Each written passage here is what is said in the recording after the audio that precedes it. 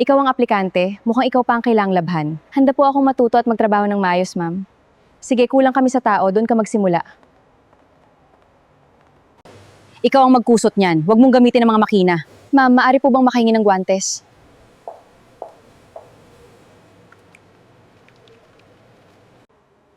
Hindi para sa mga labanderang mesang yan, doon kayo sa likod.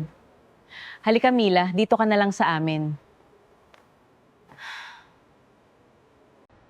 Ma'am, mahapdi na po ang mga kamay ko. Kapag hindi mo natapos yan, kakaltasan kita sa sahod. Kapag nasira ang gown na yan, sa sahod mo ibabawas. Pero ma'am, napakanipis po ng tela nito.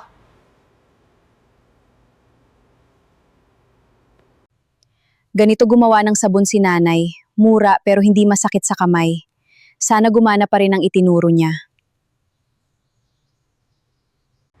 Mila, nawala ang mansa, hindi rin nasira ang tela. Kung mapapabuti ko ito, hindi na masusugat ang mga kamay natin. Vanessa, paano ninyo nailigtas ang gown ko? Ako mismo ang nakatuklas ng bagong paraan, ma'am.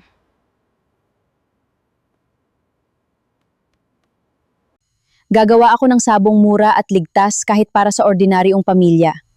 Hindi habang buhay kailangang masugatan ng mga labandera. Kapag dumami ang sabon ni Mila, hindi na tayo gagamit ng matapang na bleach. Kung mabisa ito, mas malaki ang kikitain ko. Kapag hindi natanggal ang mga mansa, lilipat kami ng laundry service. Mila, gamutin mo ang sabon mo. Patunayan mong mabisa talaga yan. Mila, luminis ang mga kumot at hindi mahapdi sa kamay. Kaya nitong makatulong sa marami sa atin.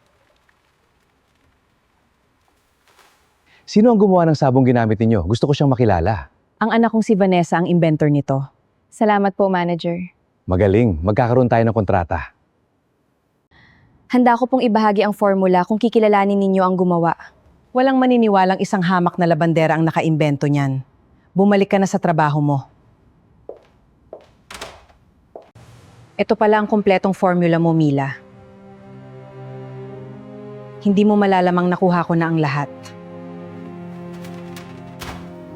Hindi kumpleto ang nakasulat, may mahalagang hakbang na nawawala. Vanessa, kunin mo kay Mila ang buong proseso. Ganito ang itsura ng mga samples, hindi katulad ng kay Mila. Opo, Nay. Ipakita mo sa akin ang buong proseso. Irerekomenda kitang supervisor. Kung makatutulong ito sa mga kasama ko, gagawin ko po. Una, inaayos natin ang mga materyales. Magaling, ipagpatuloy mo.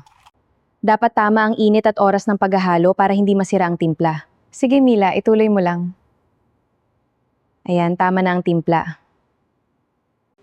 Mula ngayon, Regina White ang pangalan ng produktong ito. At tayong dalawa ang kikilala ning gumawa nito.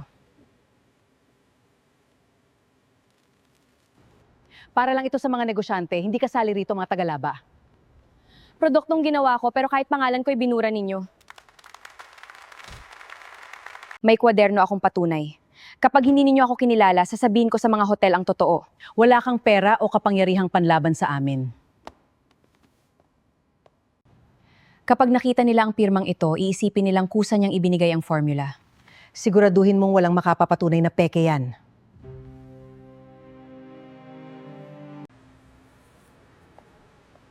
Nawawala ang kwintas ng VIP customer. Walang aalis. Haluguin ang gamit ng lahat ng empleyado. Nasa bag mo ang kwintas. Lumuhod ka at humingi ng tawad. Hindi ako luluhod. Wala akong ninakaw. Magnanakaw! Lumuhod ka at humingi ng tawad. Hindi ako magnanakaw. Hindi ako luluhod.